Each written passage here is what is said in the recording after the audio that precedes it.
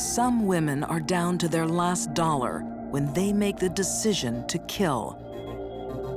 But greed also stalks the wealthy. Sometimes having everything is not enough. She is really, in my mind, a very despicable human being. To me, that level of greed is so astonishing. I don't think I've ever seen anything like that. She's just an evil person.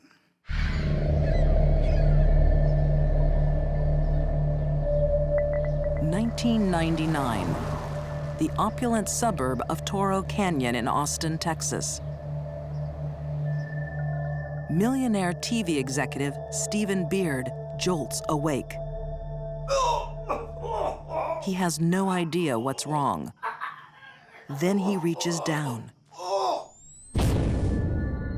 There's a gaping wound in his stomach.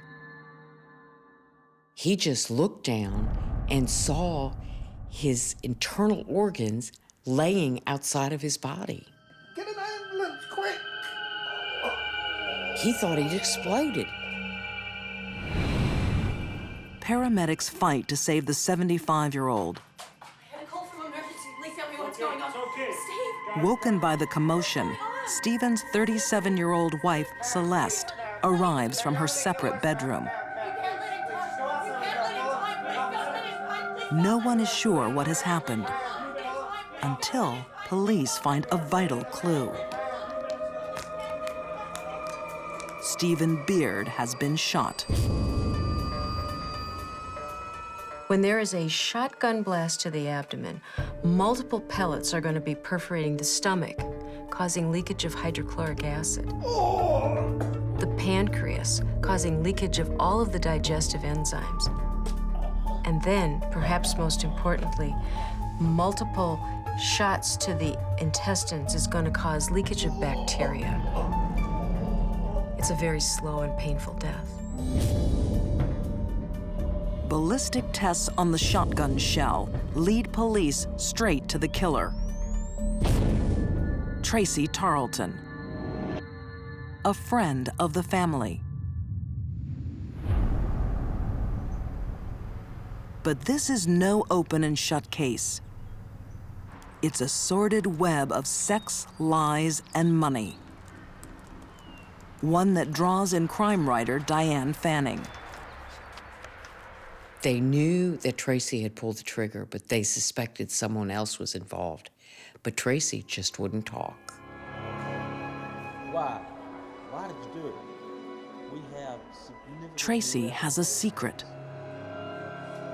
I've been through this before. I thought it was a way we could be together. She's in love with the dead millionaire's glamorous young wife, Celeste. But Celeste Beard is not the woman Tracy thinks she is. Celeste Beard had a very rough childhood. There was a lot of instability, alcohol abuse in the family, and she really had it rough. Celeste grows up to become a teenage mother with a string of broken marriages.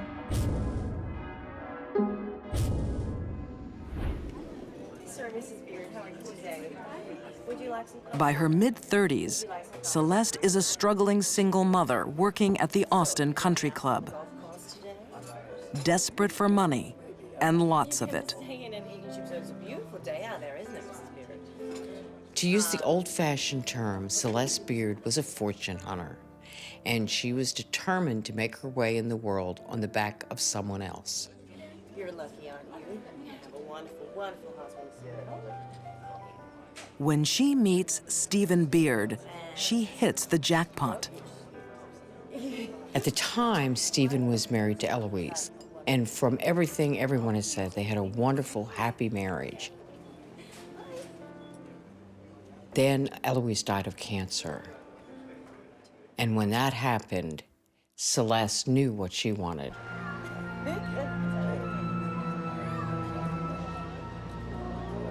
Now a lonely widower, Stephen Beard is easy prey for Celeste.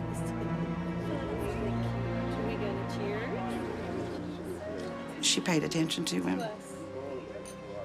That's what he needed at the time. the most was someone to pay attention to him. And he just went hook, line, and sinker. To daughter Becky Beard, Celeste's motive is obvious. I think it was money. I think Celeste was after his money. But Stephen is entranced, becoming husband number 4.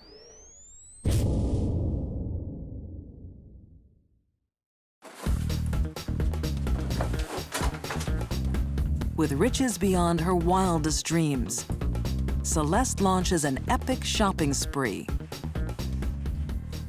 She was insane about spending money. She could have gone a year and a half wearing a different pair of shoes and purse every day and not run out. At one point, he gave her $1 million outright, and she went through it in record time, like 6 months.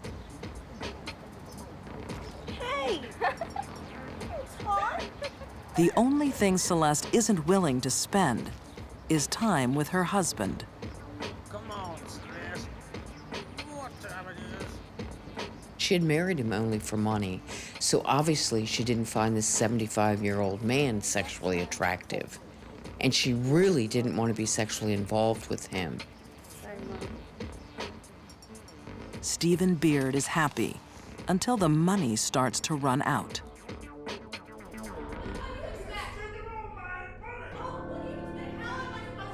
He wants to cut off her cash supply. But Celeste can't survive without money and says she'll kill herself to keep it.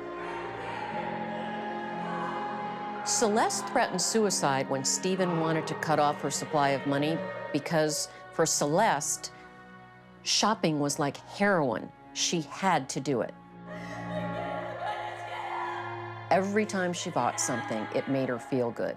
But for Celeste, there was never enough. 50 million wouldn't have been enough.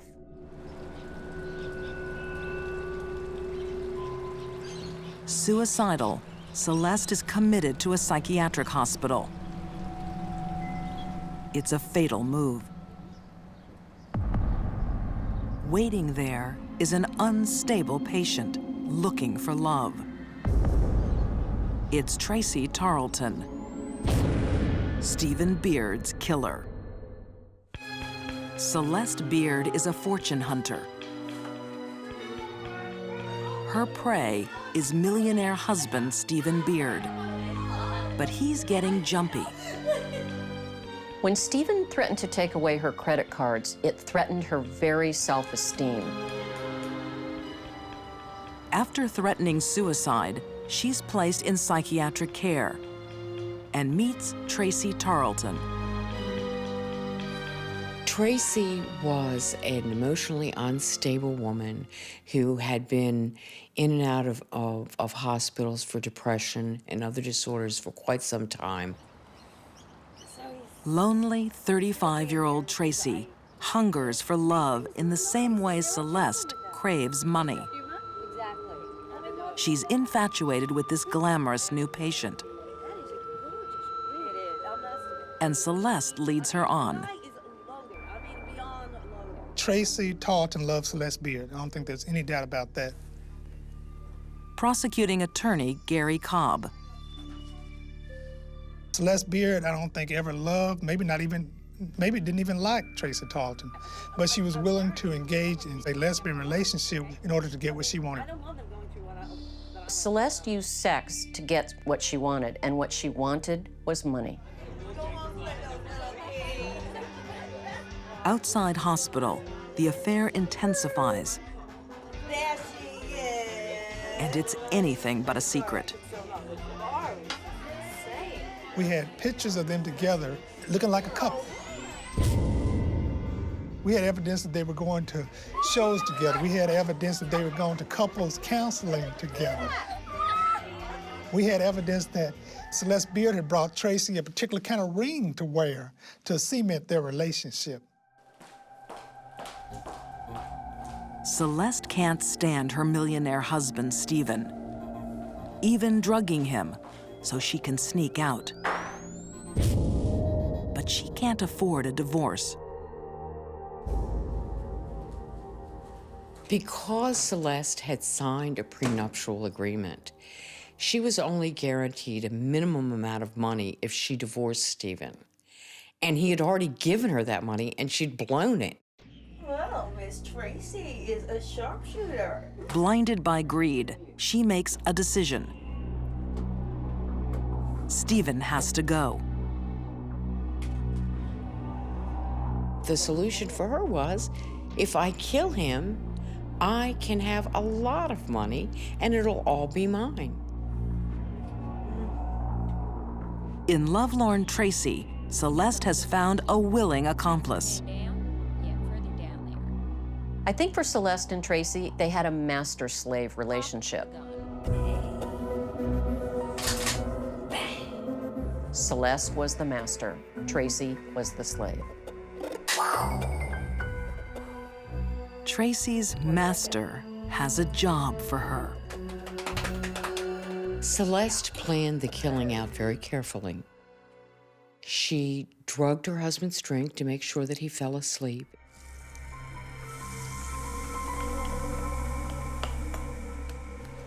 She went into the other wing of the house where she could justifiably say she heard nothing. Then she left the doors open so that Tracy could sneak in.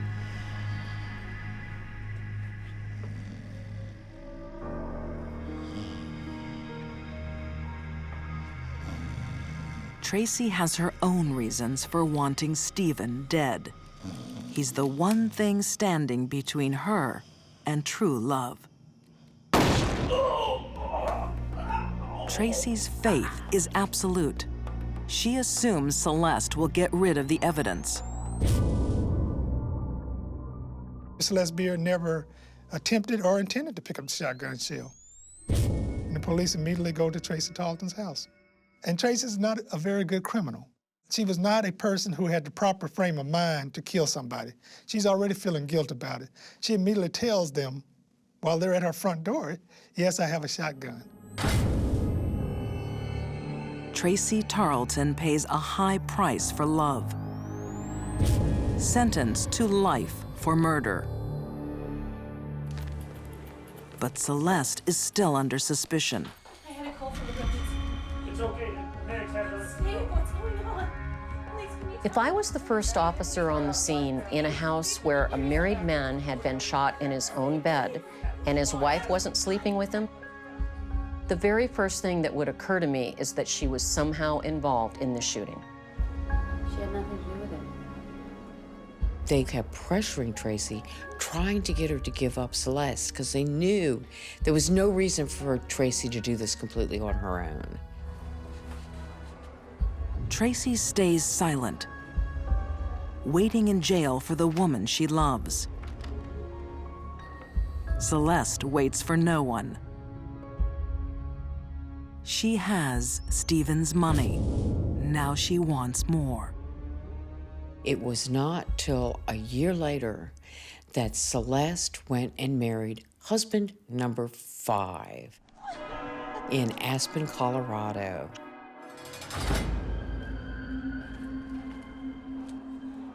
Tracy Tarleton reads one day in the newspaper that Celeste Beard has remarried. And she is shocked by that. But what that drives home is Celeste Beard never loved her, never cared about her, and only used her. That bitch, she used me. Furious, Tracy breaks her vow of silence. What did Celeste make you do? She made me shoot her husband. Celeste Beard is found guilty of first-degree murder and sentenced to life. It was wonderful. It was absolutely wonderful. It was, thank you, Lord. What brought Celeste down was greed, self-centeredness, and a willingness to do anything she wanted, no matter who stood in the way. This is a woman who showed up at his house when she came to live with him with a box that contained everything that she owned. One box. And he gave her mansions, gave her lake houses, gave her entree into a society she never would have been able to step her dirty little feet into. And for that, she turns around and murders him. A disturbed mind can lash out when it's least expected, as it did on a clear morning in Canyon Lake, California. 38-year-old Dana Sue Gray is setting out on a shopping trip. There was something about money and having it and spending it that made Dana Sue feel important. She looks like a typical suburban mom on her way to the mall. But Dana is a woman with a startling secret. She used ligature strangulation. She used bludgeoning. She used knives. Dana Sue Gray is a psychopath. She just committed a brutal murder. Now, she needs some retail therapy.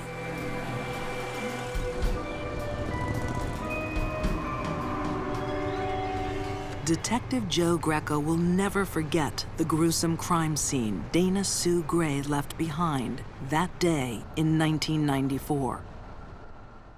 It was a shock because it was only my second homicide case as a detective, and it was overwhelming.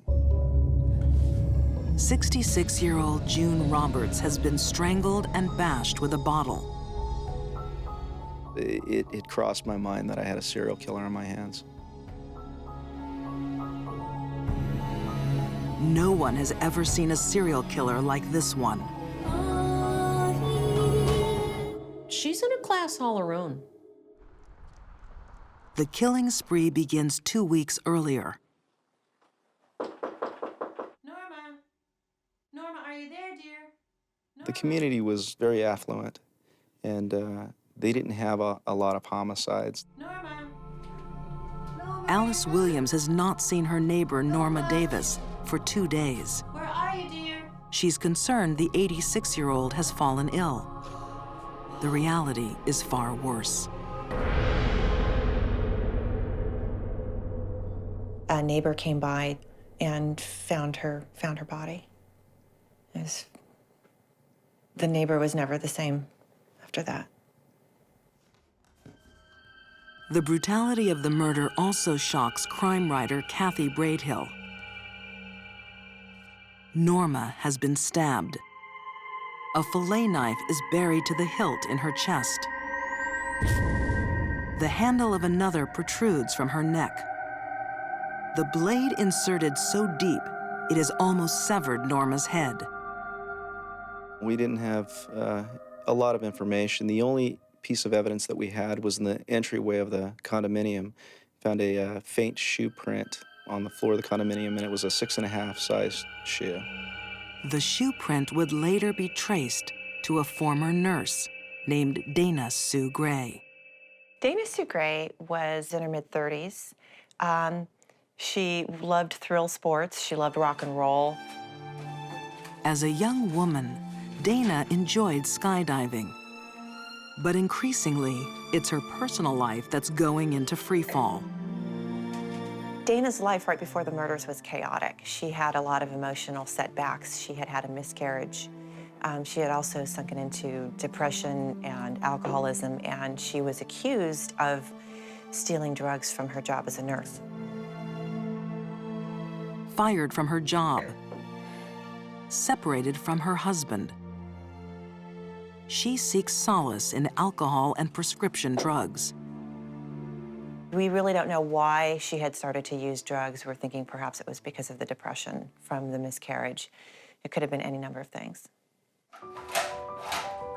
But when the drugs don't work, there is one thing guaranteed to make Dana Sue feel good. Spending, purchasing made Dana feel high. It reduced her anxiety. It became compulsive, and it got way out of control. Dana Sue is hundreds of thousands of dollars in debt. Her disturbed mind is becoming desperate. desperate enough to kill. Once this killing spree started, she was clearly out of control. And I don't think anyone around her was safe. 2 weeks later,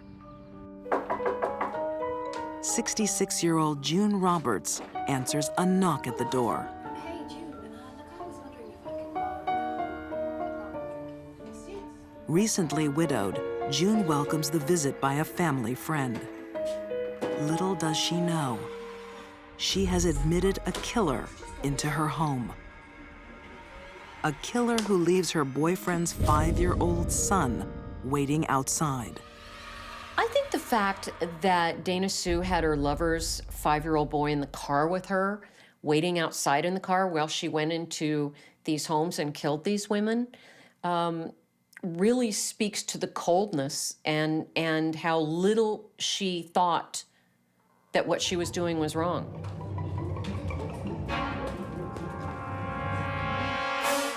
Here it is, look.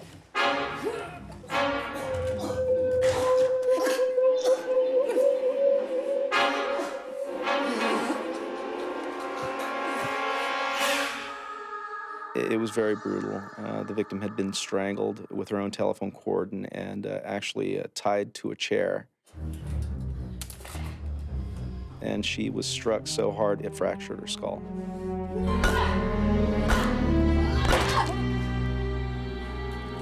She used her hands and extreme violence to kill her victims. We don't usually see this in female serial killers. We usually see poison or gun. With a gun, you can kill someone from afar. Dana Sue wanted hands-on.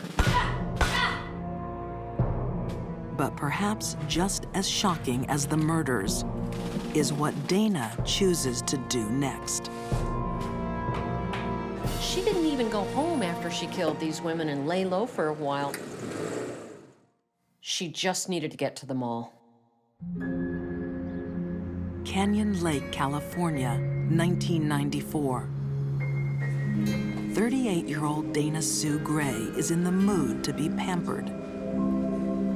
Dana was so meticulous about her appearance, and she always went to a salon for services, for manicures, pedicures, hair color, cotton color, all of that. Beauty treatments make Dana Sue Gray feel good. But lately, she's found another activity that gives her a thrill. Murder. Dana is halfway through a month-long killing spree. Her first stop after killing her second victim is the mall. What was taken from June was her checkbook and her credit cards, and right after the murders, Dana went out and she got a beauty treatment and she went shopping. She immediately went out and drained their bank accounts and used their credit cards on high-ticket items, hundreds and hundreds of dollars, with a little kid in tow, her boyfriend's little 5-year-old with her, thought nothing of it, thought nothing of it. Despite being hundreds of thousands of dollars in debt, Dana Sue is obsessed with spending money. Dana Sue's issues with money are reported to have existed when she was a girl. Her brother described this. She said, "I had to spend, it made me feel good." But the feeling wouldn't last, so the behavior became compulsive. She would repeat it to get the high again.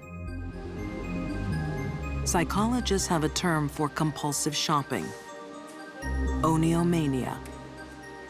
But it is not the only reason Dana kills. Dana didn't take any rings from the victims or some valuables from the home that were obvious. So I don't think anything was motivated there by money. The next attack reveals more about Dana's motives. 2 weeks later in Lake Elsinore, California, 57-year-old Dorinda Hawkins is working alone in an antique store. Dorinda was working at the time Dana had walked in and asked about picture frames. Just wondering how much this one is. This is actually $55. Do you do gift wrapping? Yes, we do. Give me a minute.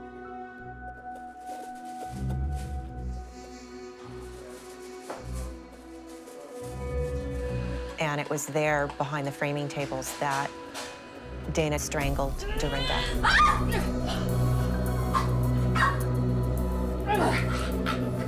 Dorinda was begging for her life when Dana was strangling her. And Dorinda told her, you can have anything you want, take the cash. You know, I have 8 kids, let me, just let me live. And Dana told her, I'm not doing this for the money. She said that twice. And that really gives you an insight into what Dana was thinking when she was committing these crimes. Thinking Dorinda is dead, Dana Sue steals just $25 and flees. But Dorinda is still alive.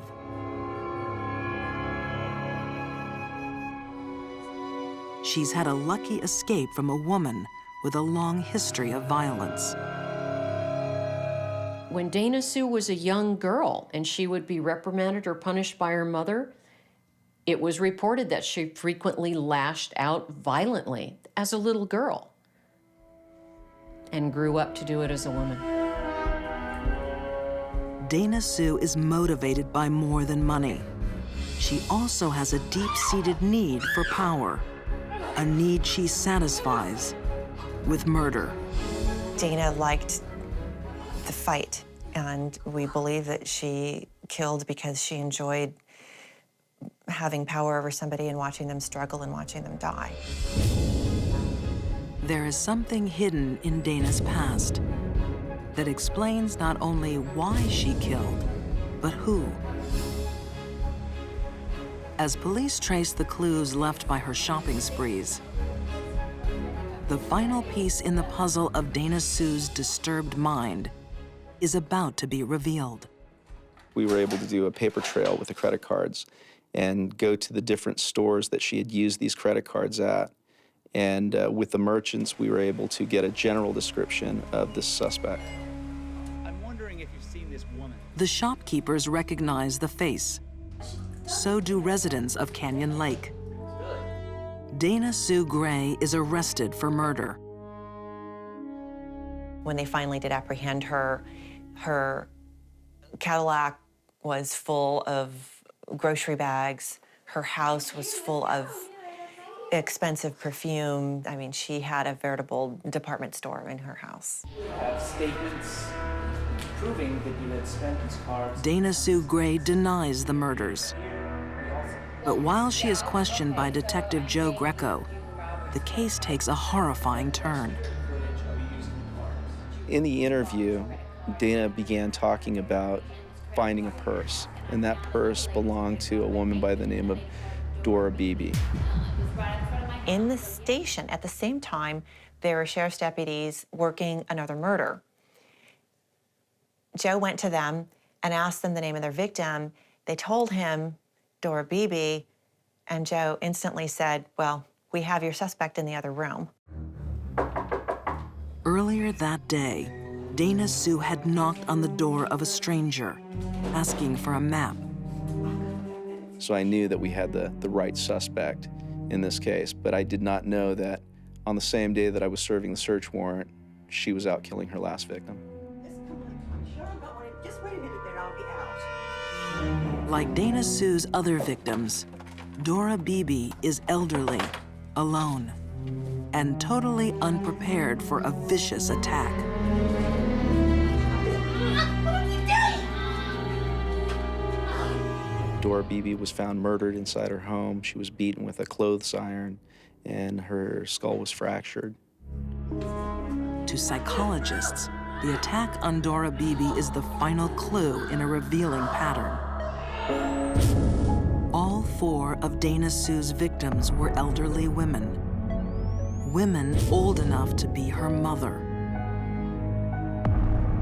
Dana Sue had a lot of unresolved anger toward her mother. I think these older women that Dana Sue killed represented her mother, and she was just unleashing rage and anger.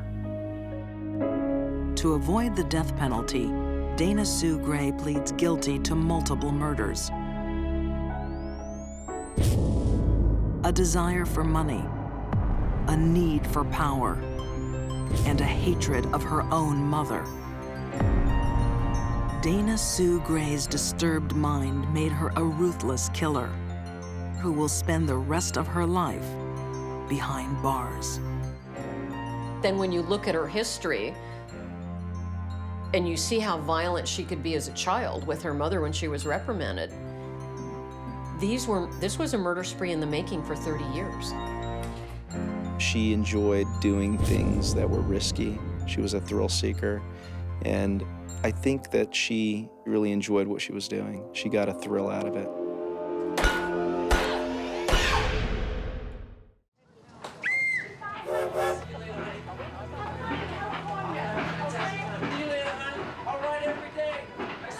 Jealousy is all too easily disguised behind an innocent face. Like the face of a passenger on the train to Los Angeles in 1931. She was beautiful, she was sweet, she was pleasant, she was nice. She was kind of everything you'd think a little minister's daughter would be. Her name is Winnie Ruth Judd. She arrives in a new city with a few pennies in her pocket and a suitcase full of secrets. And then they start discovering that the trunk is bleeding. When the trunk is opened, America will be left reeling.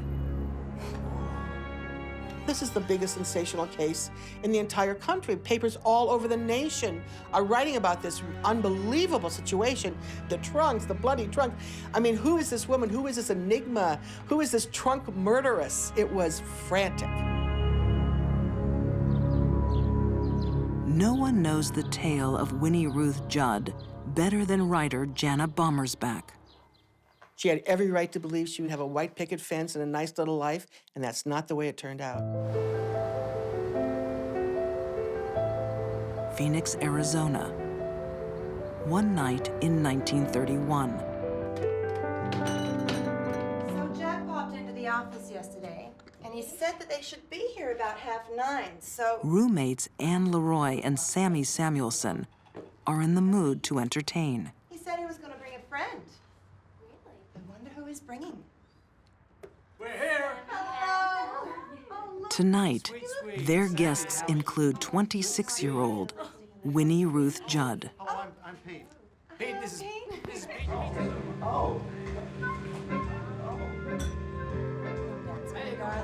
She was one of the young ladies around town who played a bit and became involved with some very influential political people in Arizona.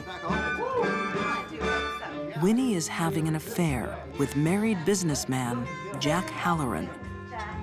They called him Happy Jack, and he was, I guess, a man about town, maybe a playboy. Jack is well connected in Phoenix and likes to mix business with pleasure.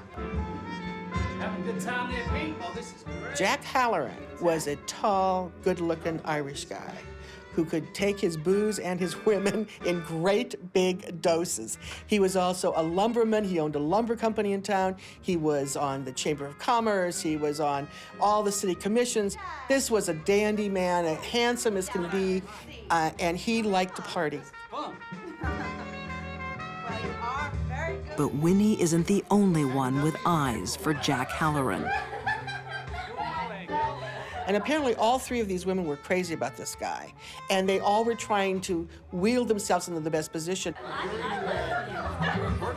have the entire Southwest market covered.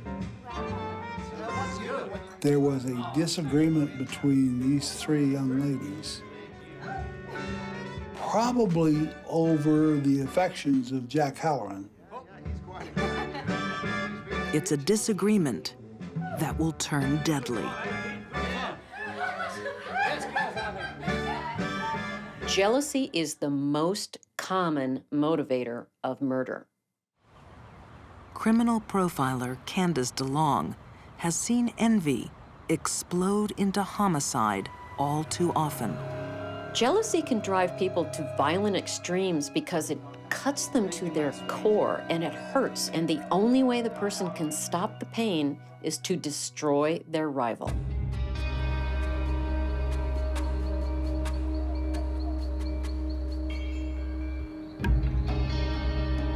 The next night, Winnie pays the girls a visit.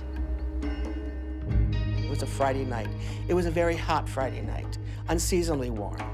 Winnie had gone over to have dinner with Ann and Sammy. Where was the cat dragged in? Their friendship has soured. I think we need to talk about something. I thought I told you to stay away from Jack. I will do whatever I want to And do. you've been sleeping with him, haven't you? They start fighting, and they're fighting over Jack. They're all jealous of Jack. All right, you need to just leave here right now. I mean, they were going on and on in this incredible verbal battle, and at that point, everything got very deadly. How dare you? Okay, now you need to get out. No, right now. Sammy tries to shoot Winnie, and Winnie grapples with her, and they struggle, and the gun goes off. Winnie is shot in the hand. She grabs the gun, and in the course of that, she actually shoots Sammy. What are you doing? And Winnie says that she took the gun, raised it up, shot at Ann. Oh, what have you done? No, Winnie.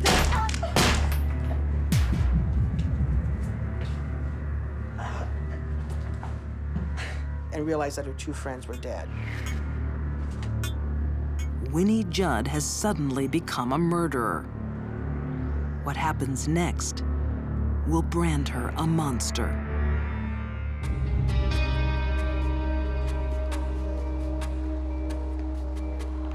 Phoenix, Arizona, 1931.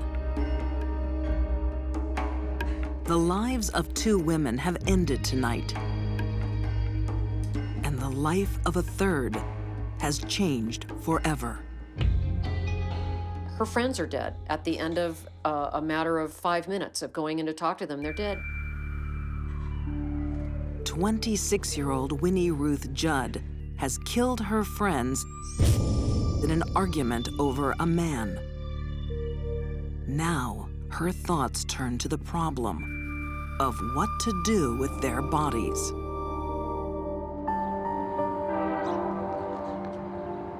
Union Station, Phoenix. A pretty passenger boards the train for Los Angeles. Can I help you with this, man? No, it's fine. No, I'm just gonna. No! And she checks the luggage, adds her luggage to LA, and gets on the train. She only has a few pennies for a tip for the porter. She obviously has no money. She can barely afford the ticket to LA. Winnie Judd has spent all night packing in a desperate attempt to conceal her crimes. Police surmise that she cut the bodies up and put them in trunks. She aims to dump the bodies in the Pacific Ocean. Winnie drives on the train all day and into the next night to Los Angeles. And she gets there, and the trunks are unloaded. Her plan is about to come undone. Oh, the smell would have been overwhelming. Now, the big thing here is that those bodies were cut up, and particularly when there is a cut through the abdomen. When a loop of bowel is severed, all the bacteria that is present in that bowel is immediately out, very rapidly. So the whole process of putrefaction and decomposition is going to proceed at a much, much more rapid rate. These are my bags. Mr. Johnson, sir. Here is this trunk that's bleeding, and the bad guy thinks it's contraband deer meat. Just need to ask you a couple of questions. Is this your luggage? Yes. because apparently there was a big smuggling issue between Arizona and California in those days, and he wants the trunk open. Can you tell me what's inside of it? Well, just the personal items. Okay, I'm gonna need to see the inside of that luggage. Just get the keys. Winnie knows her secret is seeping out. Oh, my brother has them. My brother has the keys. He's just at home. Well, can we call him? No, I'll just go and get No, really, you need to stay here, ma'am. She leaves, never to return. Eventually, they force open the bag, Oh, and he sees a woman's head. oh my God.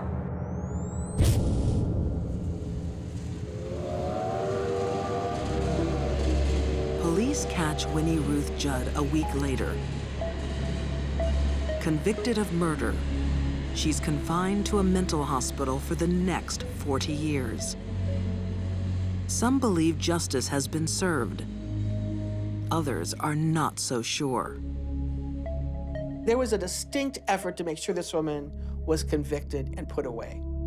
You know, they called her the trunk murderess. They called her the butcher. They said she was a cold-blooded killer and she had cut up her best friend. They gave her one of the longest sentences in the history of the country, 38 years, 11 months, and 22 days. But they were wrong. In Phoenix today, the murder house still stands. But for Jana Bommersbach, the case against Winnie Judd has collapsed. She believes Winnie was framed in a police investigation that was flawed from the beginning. They not only let people traipse to the crime scene, they charged 10 cents a head in most of Maricopa County, walk through the crime scene. Before, they collected one shred of evidence, one piece of blood evidence, one piece of any kind of forensic evidence. That crime scene was so trampled, there was no possible way you could ever mount a decent, honest case in that house. In fact, the investigation is so murky, the police department never established the exact sequence of events leading up to this. There are also doubts about what happened after the murders. Forensic pathologist Janis Amatuzio thinks Winnie couldn't have cut up a victim alone.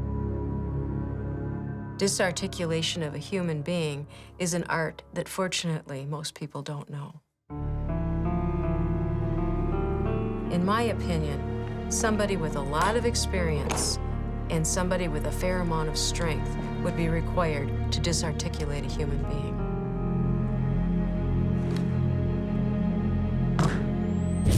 Ann's body was cut apart so precisely that they sewed it back together. It was not hacked to pieces like they said in the media. It wasn't shreds and shards of bone and flesh. This thing was dissected. It looked like an operation. Only a surgeon could have cut apart that body.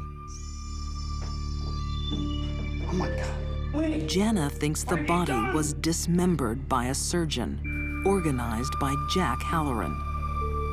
Obviously, this woman did not do this crime alone. You had to be a nincompoop to think that.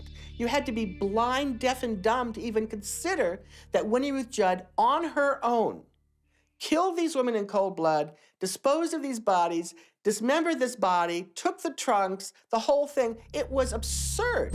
And what they were trying to cover up is who else had helped her, like Jack Halloran. Is it a case of a powerful man framing a vulnerable girl? Listen to me. Go to your apartment now. Go! In the 1930s, women didn't have much in the way of power, even in this country. They had rights, but they didn't have the power, they didn't have the authority, they didn't have the influence. And it's easy to see how a young woman who had been involved with the married man and ended up on the wrong side of a gun with both her friends dead could be easily framed and sent away.